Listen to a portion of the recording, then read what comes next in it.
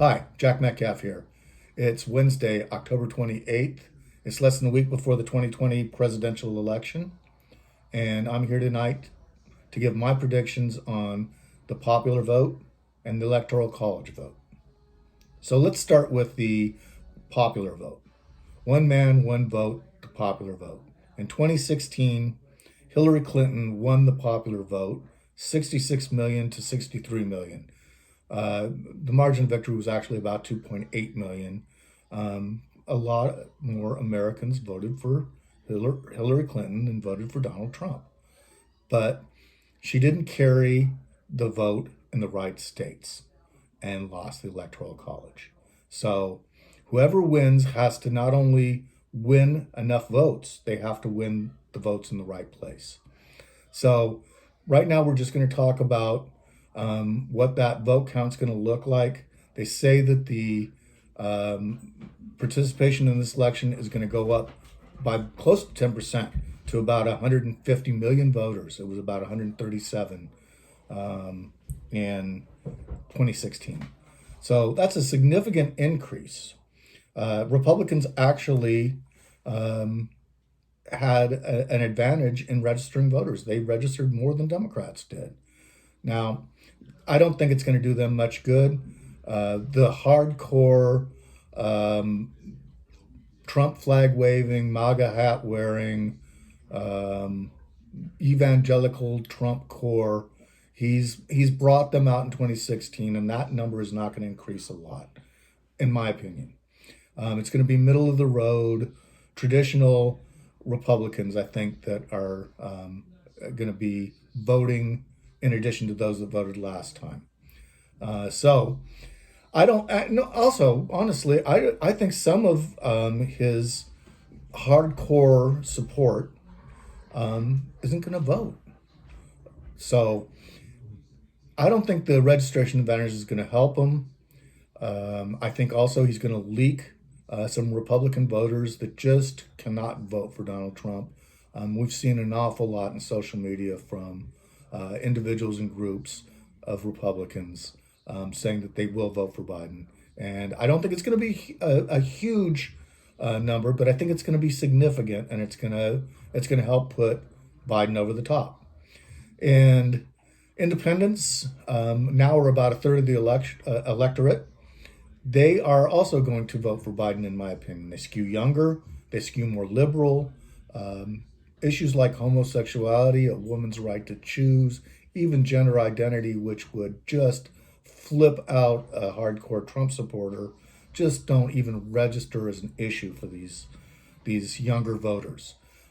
Not all of them, these are generalizations, but enough of them that the independent vote is going to swing Biden, and I think it's going to be significant. And the Democratic vote is going to be overwhelmingly Biden. He's not going to leak anybody. Maybe not anybody. That's how serious and how much attention Democrats have paid to their mistakes, their complacency, their arrogance in 2016. Those that voted in 2016 for Clinton are definitely voting for Biden in 2020. Those that didn't vote in 2016 because they didn't think it would matter, Trump couldn't win, they're going to vote this time, and they're going to vote Biden. And those that have registered to vote, the reason they registered to vote was to vote for Biden, possibly to vote against Trump, but the outcome is still the same. That's a vote for Biden. And so what I think we're going to see is a bigger win in the popular vote for Joe Biden than Hillary Clinton had. She had about 2.8 million more votes than Trump did. I'm going to predict that Joe Biden gets 73 million votes to Donald Trump's 68.5 million votes. And Trump is going to lose the popular vote by about 4.5 million votes. He'll get about 45.7% of the vote, and Biden will get about 48.7% of the vote. So it will be not perhaps a convincing or butt kicking, but it will be a clear victory for Biden. 4.5 million and 3 percentage points.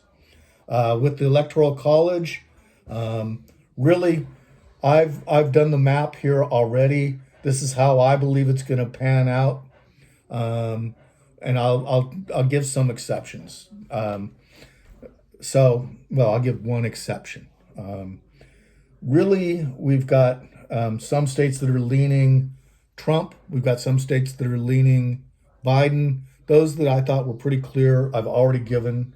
I gave 1, I think, to Biden and about 4 to Trump. Trump got Montana, South Dakota, Mississippi, and Missouri. I'm just conceding those. Biden could win in one of those states, but I'm conceding them right now for purposes of my prediction. Nebraska and Maine could split their votes. I'm calling all of the votes in Nebraska, and I've got the wrong color up there. Whoops, where are you? There you are. That's supposed to be red. Got it. All right, Nebraska, I'm going to call all 5 votes going to Trump, and I think that's what's going to happen. Maine is going to split the votes 2-2, I believe, and I believe Biden is going to win New Hampshire, but there's no way to capture that on this map, so I gave all 4 votes in Maine to Trump because it just won't matter, and 4 votes in New Hampshire to Biden. The swing states now, the critical ones. Iowa was a big win for Trump in 2016. It's a dead heat in Iowa right now, but I called Iowa for Trump. I think he's done enough. Next is Georgia, and there's been a lot of effort put into Georgia. And I wouldn't have thought Georgia would have come into play, just like I didn't think Iowa would come into play. Trump won by over 5% in 2016. But I believe that Biden is actually, the polls say he's ahead slightly. It's not statistically significant. It's a dead heat. I'm giving Georgia to Trump because Trump has put in a huge amount of effort in the last couple of weeks. He realized he was losing Georgia, and I think he's done enough. Next would be Ohio. Ohio used to be from my memory, a blue state, and it's always surprising to see a state that, growing up, I thought was a blue state be red. Ohio was another state that Trump won handily in 2016. Right now, it's a toss-up. Biden surged ahead briefly a couple weeks ago. Trump paid attention. His campaign got out there and did some things and turned his numbers back up. And so I think that Trump actually did the work to pull Ohio, and I'm calling Ohio for Trump. That brings us to Florida. I'm calling Florida for Trump, but this is my exception. Florida, the land of the hanging Chad, the land of the flip and the flop. They'll go 8 years of Bush and happily vote Bush in, and then they'll happily vote Barack Obama in. What the heck? So they're just hard to figure out. Trump only won by 1.2% in 2016. Biden is leading in the polls by about 1.7%. Again, not statistically significant. It's the same as a toss-up. It's a toss-up state. And I think that it's a real possibility that Biden pulls Florida and turns it blue. If he does, that's 29 electoral votes, and it's going to be an old-fashioned butt-kicking in the Electoral College if Biden pulls Florida, and Trump is going to be the one-legged man. So right now I'm calling Florida for Trump, and it's because I don't believe it matters. Wisconsin's the next swing state. Wisconsin's a progressive state that has gone veered right hard about 6 years ago when they elected, I think it's Andrew Walker, governor, and then they elected Trump. And They only elected Trump by 0.7%, 0.7%. That's what separated him and Hillary Clinton. And she barely lost that state. It's a state that I think shocked a lot of Democrats that we lost it. And they've put a lot of work in. It's a state that prides itself on being progressive. It's a state that Biden is ahead in by close to 7% in the polls. And I think they've done enough. They're going to pull Wisconsin back into the blue fold.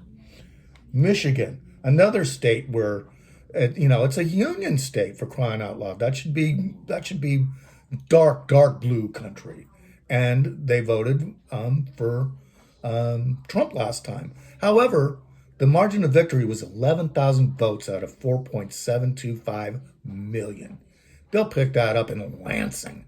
The Democrats are going to turn Michigan back blue and get those 16 electoral votes. Pennsylvania, again, is a state that it's probably the state that they have to look at both candidates, and they've spent a lot of time and effort there. Biden has put a lot of time there. I think his message has been resonating there. He's up in the polls there by over 5%, which is statistically significant. I believe he's going to pull it off. Now the race has been tightening. It used to be more than 5.5%. So Trump is trying to make a comeback, but I don't think he's got enough left in the tank. He's trying to rescue Georgia. He's trying to keep Florida under control. He's even having to worry about Iowa and Ohio. And I believe that he's going to drop the ball in one of those states. And he's already losing Pennsylvania. I don't believe he's got enough left in reserve to pull Pennsylvania. So Pennsylvania have got blue, and that wins the election for Biden right there. I have two upset specials. Arizona, a very red state, but it's a very senior state. And seniors there, from what I've been seeing, are very upset with the lack of leadership on the coronavirus issue and the lack of a plan, the lack of action from Donald Trump on that issue. And I think they're a little worried about their Social Security and their Medicare. And I think it's enough of a concern that that red state, which, Trump won by about 91,000 votes out of 2.5 million. I think that he might lose that state. So that's the state I'm calling as the upset, is Arizona. North Carolina, I spent some time there last summer. I met the people there. They pride themselves on their independence. They pride themselves on their intelligence. And I believe that they are going to swing blue. It's a very, very tight race there right now. 2.7% lead for Biden, which is not statistically significant. I think it's been tightening, as I recall. And it could go Trump. But I'm calling it blue for Biden.